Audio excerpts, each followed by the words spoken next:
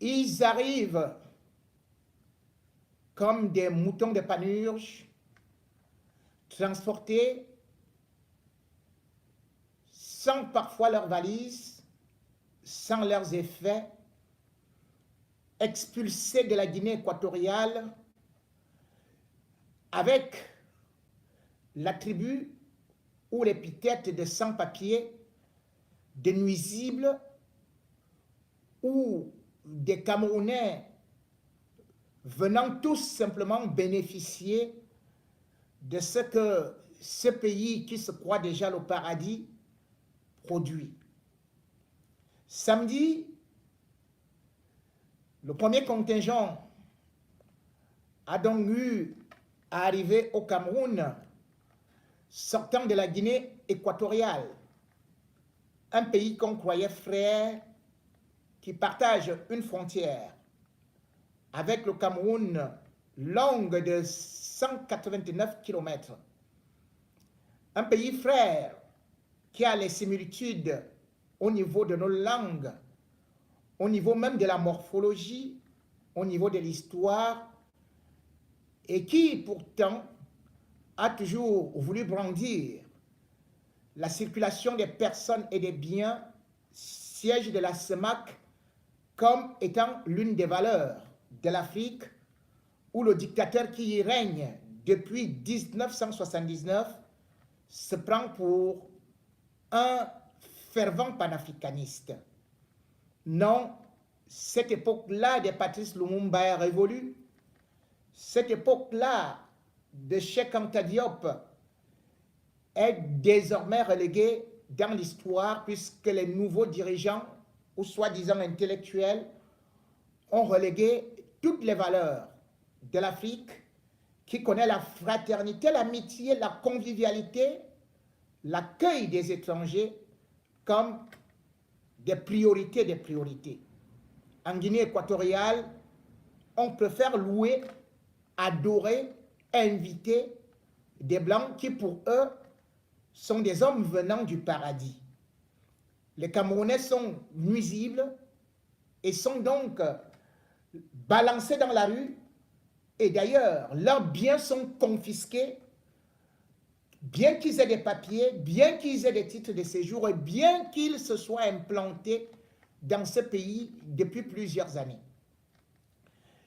Nous n'allons pas nous larmoyer sur la Guinée équatoriale qui nous brandit son droit de souveraineté de décider de qui doit être chez elle et de qui ne doit pas être. Mais cependant, nous devons quand même constater une fois de plus que l'État du Cameroun a répondu une fois de plus absent dans cette bataille diplomatique où normalement, si les Camerounais se sentaient assistés, on aurait au moins aujourd'hui convoqué l'ambassadeur de la Guinée équatoriale au Cameroun au niveau du ministère des Relations extérieures des Affaires étrangères. Mais Mbela Mbela n'a même pas pris la moindre parole. Seul son consul en Guinée équatoriale a eu à balbutier des choses voulant dire que Paul Biya aurait décidé d'aider, mais que l'argent était bloqué quelque part, ou alors que les caisses étaient vides, ou que certainement quand les gens seraient déjà morts, c'est là où l'argent pourrait arriver. Et si jamais même Paul Biya débloque peut-être 1 million, ou 100 millions, ou 200 millions, ou 500 milliards même, ils vont tout détourner, et les Camerounais, eux, ils seront toujours abandonnés.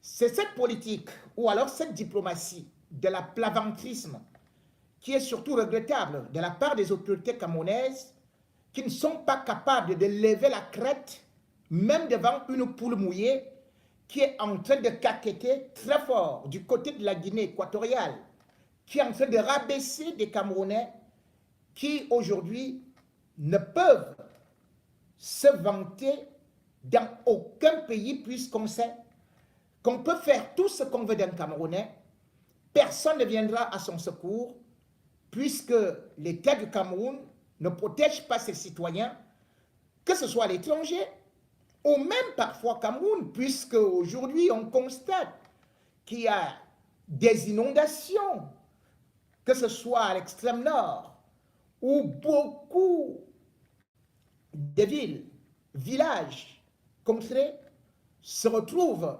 actuellement sous l'eau. Qu'est-ce que les autorités camerounaises disent? Rien. Bien au contraire, c'est une ONG de la Norvège qui vient plutôt s'occuper des 40 000 déplacés internes à cause des inondations.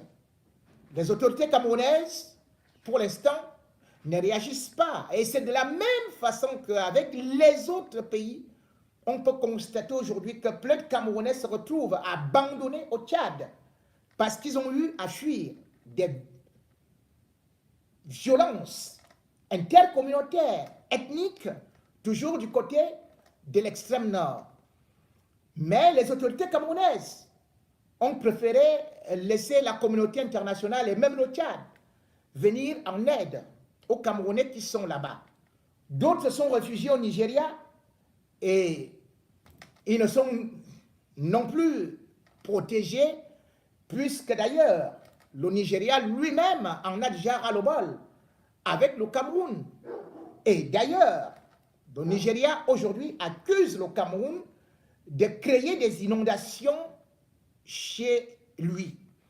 Justement, le président nigérian, Buhari, qui d'ailleurs va bientôt quitter le pouvoir pour aller se reposer, qui était déjà venu une fois, avait trouvé Biya, est parti, est revenu, a trouvé Biya, et est en train de repartir, va laisser Biya, et est en train de dire à Biya qu'il ne comprend pas ce que lui il est en train de faire, d'autant plus qu'aujourd'hui, au Nigeria, il est mis sous pression.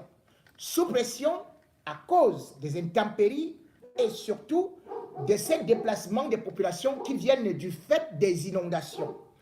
Depuis le début de l'année, le Nigeria a déjà connu au moins 600 morts. Et d'ailleurs, il y a aussi des déplacés à cause des inondations, et ces déplacés s'élèvent à 1 400 000 personnes qui ont fui leurs plantations, qui ont fui leurs maisons, les ponts sont inondés, sont cassés. Et le Nigeria pointe du doigt le voisin camerounais. En effet, le Nigeria explique que certes, il y a la pluviométrie qui peut être la cause de ces inondations, mais surtout, cela vient du côté du Cameroun parce que le Cameroun a ouvert le barrage de lac d'eau. Et c'est ce barrage de lac d'eau qui a entraîné les inondations actuellement au Nigeria. Et le Nigeria est en train de menacer et demande à l'État du Cameroun de dédommager ces populations. Eh bien, ce n'est pas la première fois que ça arrive, puisque d'ailleurs en 2012, le Cameroun avait commis la même chose, à savoir que ouvrir le barrage de lac d'eau, et hop, ce barrage, dès qu'il avait été ouvert, avait créé des inondations et des morts. 14 du côté camerounais et 30 du côté nigérian. Voilà donc comment est-ce que nos autorités jusqu'à présent sont incapables de réagir par rapport à cette menace qui vient du côté du Nigeria. Et ce n'est pas tout, puisque d'ailleurs, lorsqu'on essaie de voir comment est-ce que la diplomatie camerounaise fonctionne, elle a toujours été lâche, veule, oisive, peureuse. La preuve, c'est qu'aujourd'hui, le Nigeria continue à avoir des droits sur Bakassi. Et le Cameroun, l'État du Cameroun, est incapable de pouvoir agir de telle sorte que les populations camerounaises, qui pourtant, selon l'arrêté de la Cour internationale de justice de 2002, devraient normalement bénéficier de l'aide de l'État du Cameroun, de l'assistance, eh bien ces populations ne bénéficient d'aucune assistance et se sentent aujourd'hui pratiquement comme des Nigérians. Et d'ailleurs, aujourd'hui, il y a des députés qui sont en train de revendiquer que Bakassi ne devrait même plus appartenir au Cameroun, mais plutôt au Nigeria, puisque le Cameroun n'y fait rien et parce que des populations sont abandonnées à elles-mêmes. Voilà donc comment est-ce que même ces populations sont tout à fait d'accord. Un territoire que le Cameroun a gagné de haute lutte, avec bien sûr Maurice Kamto, mais qui aujourd'hui est abandonné. Puisque en 2002, dans cet arrêt de la Cour internationale de justice, il était précisé que les autorités, l'armée nigériane, devait se retirer au bout de 4 ans. Et que, bien sûr, l'administration nigériane devrait aussi se retirer progressivement et le Cameroun devrait donc venir s'installer. Mais qu'est-ce qui s'est passé? Justement, on s'est rendu compte que en 2006, il n'y avait toujours rien. Eh bien, les autorités nigérianes continuaient toujours à gérer Bakassi comme si Bakassi leur appartenait. 2007, on a constaté que finalement, le Cameroun, pratiquement qui pourtant détenait de tous les accords, de tout le dossier, ne pouvait pas parler devant le Nigeria. Et c'est ainsi donc qu'on a réengagé les négociations. D'où les accords de Green Tree. Sur les accords de Green Tree, qui sont signés justement en juin 2006, il est donc dit que le Cameroun va accorder cette fois-ci aux Nigérians. Aux Nigérians, c'est-à-dire que les citoyens qui étaient là vont garder la nationalité nigériane, mais cependant, les terres qu'ils occupaient deviennent leurs terres, et puis ils votent au Nigeria, mais c'est le Nigeria qui vient diriger des communautés qui sont installées au Cameroun. Allez comprendre. Paul Biya, comme d'habitude, il a fermé la bouche, puisque l'armée nigériane d'ailleurs était en train de se vanter d'avoir écrasé l'armée camerounaise. Vous voyez donc que si Paul Biya a été obligé de négocier, c'est parce qu'il redoutait l'armée nigériane qui est forte en effectifs et aussi en logistique. Donc le Cameroun ne pouvait pas faire la guerre. C'est le contraire en Guinée équatoriale, où le Cameroun a une grande armée, où le Cameroun a une grande logistique, mais où le Cameroun ne parvient même pas à faire plier la Guinée équatoriale. Le Cameroun ne parvient même pas à faire peur à la Guinée équatoriale, alors que le Cameroun a peur du Nigeria, qui fait tout ce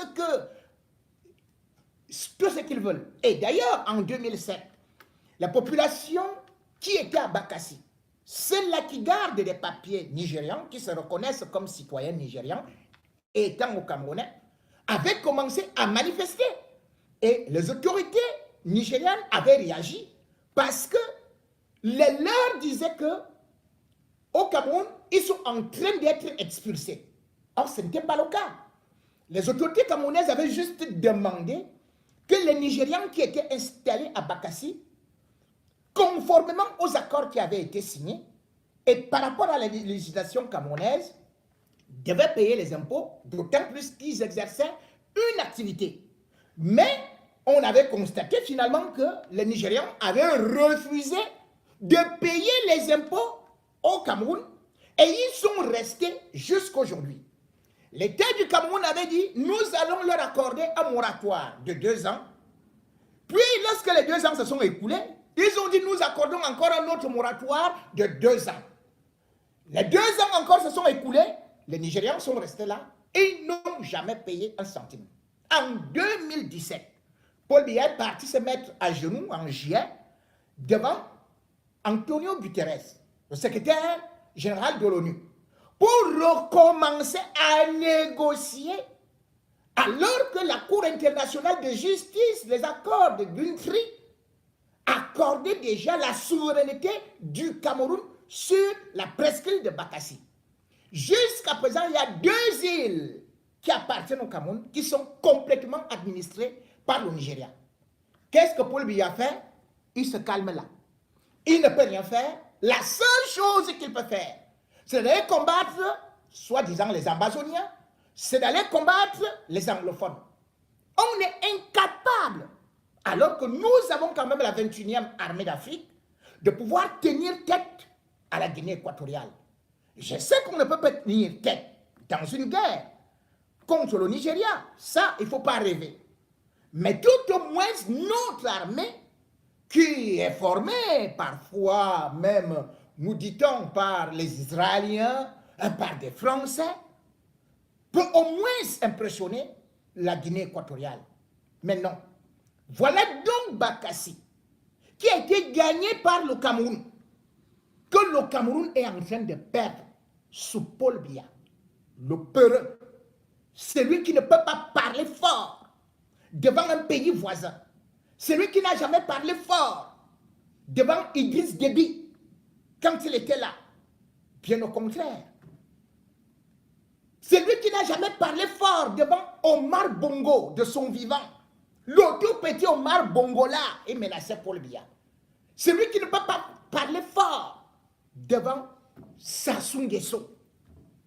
Comment vous voulez donc qu'on respecte des Camerounais ailleurs, lorsque on se rend compte que nous avons un chef d'État qui est faible, une diplomatie qui est faiblarde, qui ne vaut rien, comme je parlais d'ailleurs des autres Camerounais qui sont expulsés partout ailleurs. Ce n'est pas seulement en Guinée équatoriale. On a vu cela, ne serait-ce que là, au Gabon, à côté de nous.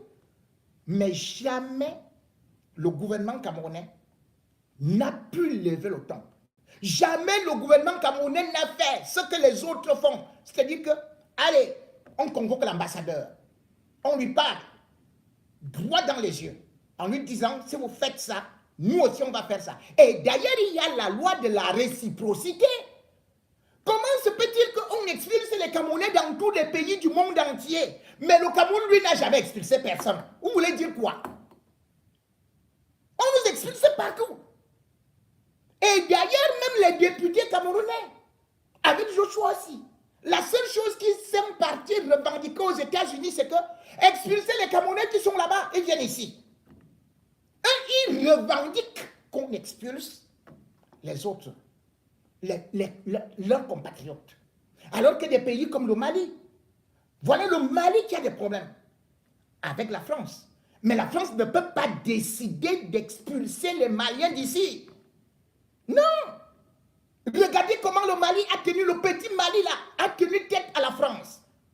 Et on me dit que c'est Paul Biya qui tient tête à la France. On a vu le Mali tenir tête à la France. Paul Biya, lui, il a tenu tête à qui? À personne. La seule personne à qui il tient tête, c'est l'opposition. La seule personne à qui il tient tête, c'est Maurice Kamto.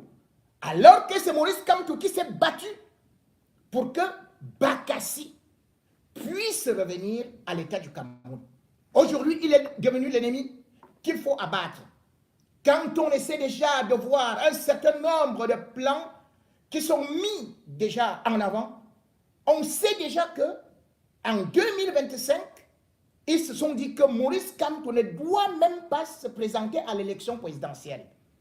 Et d'ailleurs, le secrétaire de la communication nationale de la communication, Joseph Fouda, du MRC, a lancé l'alerte cette semaine en disant ils sont en train de faire des pieds et des mains, non seulement pour renvoyer les législatives, les municipales, après l'élection présidentielle, mais au-delà de ça, ils sont en train de corrompre les chefs traditionnels et les élus pour qu'ils ne puissent pas signer, pour que le MRC ne puisse pas avoir 3 signatures si jamais on renvoie l'élection, les législatives ou les municipales. Ce qui veut dire que si le MRC on renvoie les législatives et les municipales, comme c'est le plan du RDPC actuellement, qu'est-ce qui va se passer? Eh bien, Maurice Kamto ne pourra pas se présenter à l'élection présidentielle. Pourquoi? Parce qu'il n'aura pas de députés, il n'aura pas de maires, il n'aura pas d'élus. Et dans ce cas, il faut donc ce qu'on appelle des signatures des élus. Or, ces élus, presque eux tous, même ceux de l'opposition, dépendent du RDPC. ces élus ne peuvent donc pas accorder du crédit et ne peuvent pas permettre à Maurice Kamto d'aller rivaliser contre Paul Biya parce que c'est lui seul, aujourd'hui, au niveau de l'opposition, qui en est capable. La preuve, c'est que, regardez ce qui se passe aujourd'hui, avec bien sûr l'ouverture, l'inauguration de la maison du parti. La maison du parti RDPC. Ça se passe où? On laisse tous les points du Cameroun uniquement à l'ouest.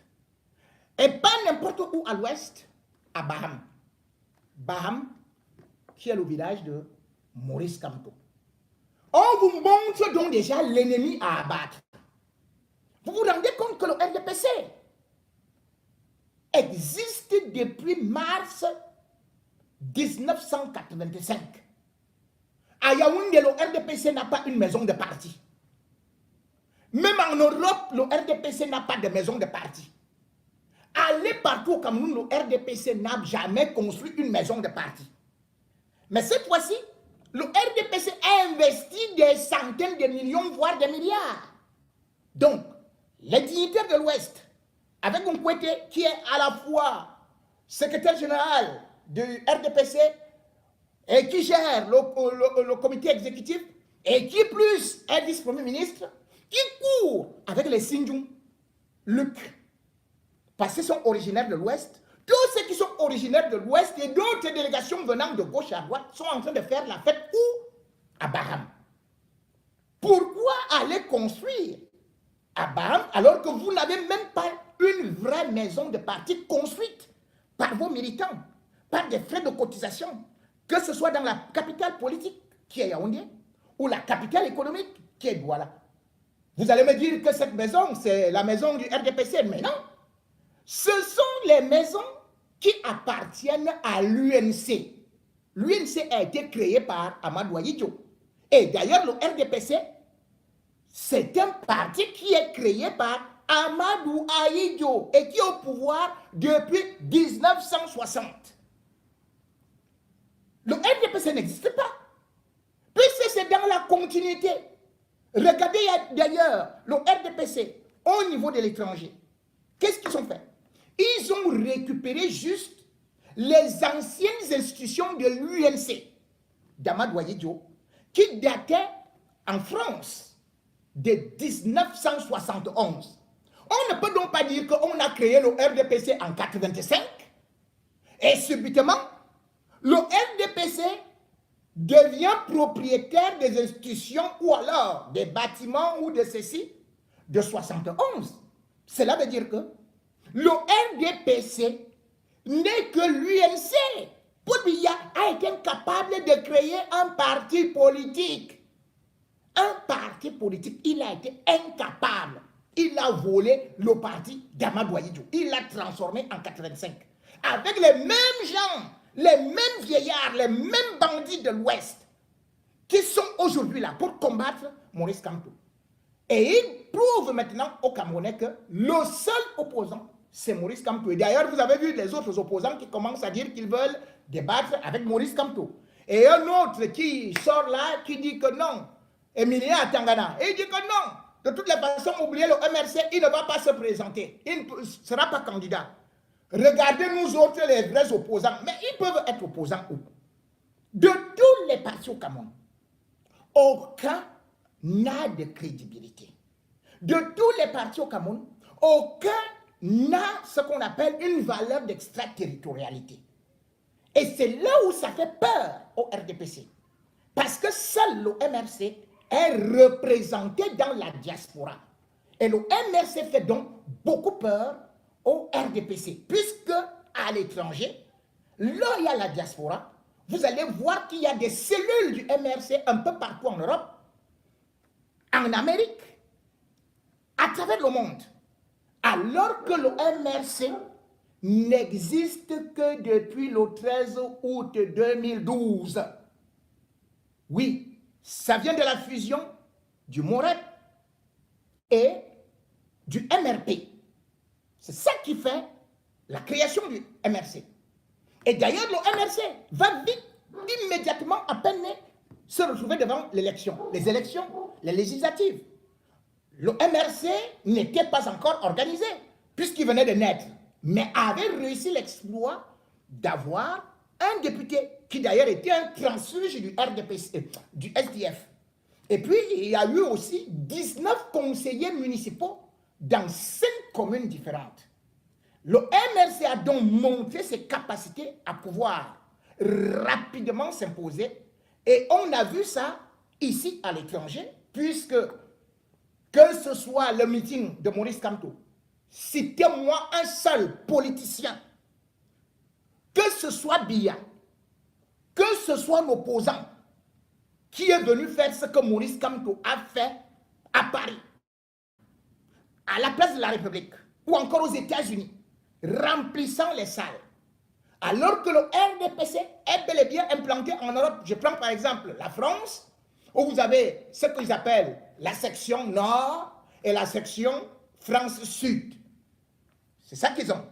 Ils ont une partie au Benelux, ils ont ceci en Allemagne, ils ont installé quelques petites unités. Mais le MRC est venu sans distribuer le poisson ni du pain, mais en distribuant les bonnes idées, la bonne idéologie du changement et de la naissance, et a réussi à conquérir des cœurs.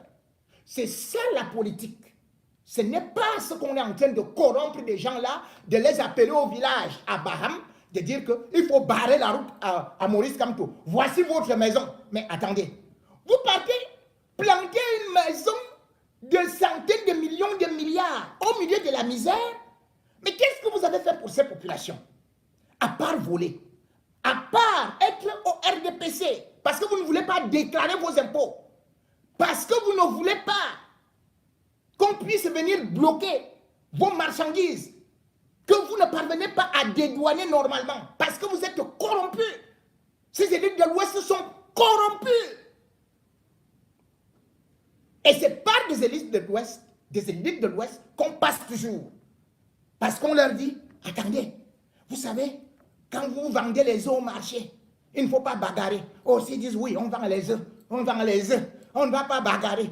On reste seulement derrière le RDPC. C'est qu'elle a acheté ça. Donc aujourd'hui, lorsqu'on essaie donc de voir le vrai ennemi qu'il faut abattre, qu'il faut même tuer physiquement, puisque il y a des plans, il y a des projets. On pourrait avoir eu à mettre Maurice Kamto en prison. On a constaté par exemple qu'en février, après une tournée en Europe, en 2020, qu'il est rentré au Cameroun et qu'il était encore beaucoup plus célèbre. Aujourd'hui, ils le savent que certes, Maurice Kamto a boycotté une élection qui, c'était des législatives et des municipales, pour des raisons qu'il avait évoquées, je ne vais pas y revenir. Mais on sait très bien que pour l'élection de 2025, c'est lui le danger. Parce que non seulement il est implanté au pays, mais aussi ici à l'étranger. Le RDPC a découragé les Camerounais. Le RDPC, même dans son propre camp, ne séduit plus. Qu'on ne se trompe pas. Regardez l'élection de 2011. À l'élection de 2011, il y avait combien de personnes qui étaient inscrites à l'étranger? Il y avait 24 000 personnes sur des listes électorales. Parce qu'avant 2011, il faut savoir que quand on était de la diaspora, il fallait aller au Cameroun pour voter. Mais à partir de août 2011, il y a eu un changement pour dire, maintenant, il faut voter au niveau des ambassades. Mais là, il fallait avoir la carte consulaire. Et pour avoir la carte consulaire, là encore, c'était une catastrophe parce que si vous êtes en train de chercher des papiers ici, vous ne pouvez pas voter. Alors que vous avez la carte d'identité du Cameroun ou bien le passeport du Cameroun. Mais comme vous êtes sans papier, on vous ignore. Si vous êtes aussi français, voilà, puisque le Cameroun ne connaît pas la double nationalité, vous ne pouvez pas voter. Le Cameroun se retrouve donc, quand vous regardez un pays de 30 millions d'habitants, combien de votants il y a? Il devrait avoir honte de dire que j'ai été élu à 71%, mais combien t'ont voté? Tu viens dire que c'est 1 700 000. 1 700 000, un pays de 30 millions d'habitants. Et même en 2018, Alors que l'autre, soi-disant opposant, Cabral Libi, disait que oh, maintenant, il faut essayer de faire que 11 millions d'électeurs, 11 millions de votants, 11 millions de moutons, 11 millions de ceci et tout et tout. Mais ça arrivait jusqu'où? Dans la diaspora, il est venu même faire son tour, ça a alors baissé. Cela veut dire que au départ, il y avait 24 000 personnes inscrites sur les listes électorales à l'étranger. Et je vous dis que lorsque vous regardez les statistiques, en 2011, on se rend compte qu'il y avait, on avait recensé 4 millions de Camerounais à l'étranger. Nous sommes en 2022. Et il y a 8 millions de Camerounais à l'étranger. 8 millions. Et vous savez combien ont été recensés pour aller voter? Combien se sont inscrits? 19 000. En 2018. 19 000. Et vous savez combien ont voté? 9 000. 9 000. Paul n'est donc pas le président des Camerounais. Les Camerounais sont fatigués. Ils n'en veulent plus. Quand vous voyez qu'un peuple ne vote même plus, c'est parce qu'il sait déjà que les résultats sont manipulés et qu'il n'y a rien à faire.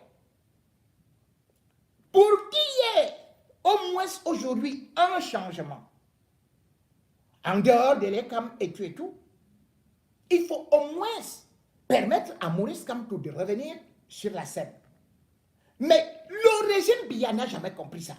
Il vous fabrique des faux opposants et les seuls partis qui peuvent faire quelque chose, eh bien, ils les détruisent. Donc, l'UPC avait été le plus grand parti du Cameroun. Paul Biya dit qu'il a apporté la démocratie au Cameroun. Le plus grand parti du Cameroun est où aujourd'hui? Vous avez vu l'UPC à l'élection présidentielle? Niet. Vous avez vu l'UPC aux élections législatives et municipales de février 2020? Niet. À Tangandji et le RDPC, le régime Biya, ont décidé d'exclure le RDPC en prétextant que c'est le bicéphalisme. C'est-à-dire qu'ils sont partis diviser le RDPC, l'UPC, et après l'UPC s'est retrouvé avec les mêmes listes sur les mêmes circonscriptions. Bloup, ils ont éliminé l'UPC. C'est la même chose qu'ils ont voulu faire avec le MRC. Ils sont partis, boum, prendre Madame Doki. Ils ont dit à Doki, viens, maintenant tu vas diviser le MRC. Maintenant on a vu que ça n'a pas marché. Ils disent, nous allons renvoyer les élections législatives et municipales. Et comme ça, le MRC ne pourra pas se représenter. Regardez ce qu'ils ont fait avec l'UNDP. L'UNDP aujourd'hui, tous avec les Bello Bouba Maïgari, ils sont dans la mangeoire. Regardez ce qu'ils ont fait du SDF. Le SDF qui était là dans les années 90, qui était fort et qui d'ailleurs avait gagné l'élection présidentielle de 94, jusqu'à ce que Paul Biya arrache par force. Regardez la honte aujourd'hui du SDF. Le SDF a obtenu combien? 3% avec le type qui a les grosses joues là. Michelin. Michelin du SDF. Le mangeur du tarot mélangé à le coq, mélangé à le... Quand il mange tout ça, c'est comme ça. Il a obtenu 3%. 3%. Joshua Oshi. Joshua Oshi. Voilà le type d'opposant que le RDPC aime. L'opposant ami de Grégoire Ouana. Maurice Kamto n'a donc pas de la chance et nous commençons déjà à lancer cette alerte de ce plan macabre qui est en train de se tramer. Parce que on a vu depuis fort longtemps comment est-ce que chaque année on peut passer le temps à fêter un vieux président. Ils sont en train de préparer ses 40 ans au pouvoir. Comment est-ce qu'on peut comprendre ça dans un pays où le même vieux papa dit que la jeunesse, c'est le fer de lance de la nation. Il est vrai que quand il dit jeunesse, c'est fer de lance de la nation, il prend les faux jeunes là. Vous avez vu, non? Pendant la dernière élection présidentielle, il y avait qui? N'est-ce pas, il y avait Cabral Libi, le jeune Macron. Il avait 39 ans. Il y avait quoi là? Matomba, Mintumba. Matomba, Mintumba, un type comme ça là, un fait man. Vous voyez, on a dit que voilà, quand on leur a dit qu'essayer de venir un peu faire la coalition avec l'opposition là, ils ont chacun fui. Ça fait qu'aujourd'hui, l'élection n'intéresse plus personne. Vous vous souvenez quand même que Kawala était candidate à l'élection présidentielle. Esther Ndang était candidate à l'élection présidentielle de 2011. Elles ne veulent même plus être là. En 2018, il y avait 28 candidats, c'est-à-dire que 27 plus Biya. Mais par la suite, il y avait 5 personnes qui étaient dans des listes indépendantes parce que c'est ce que peut-être Maurice Kamto peut faire si jamais on renvoie les législatives et les municipales.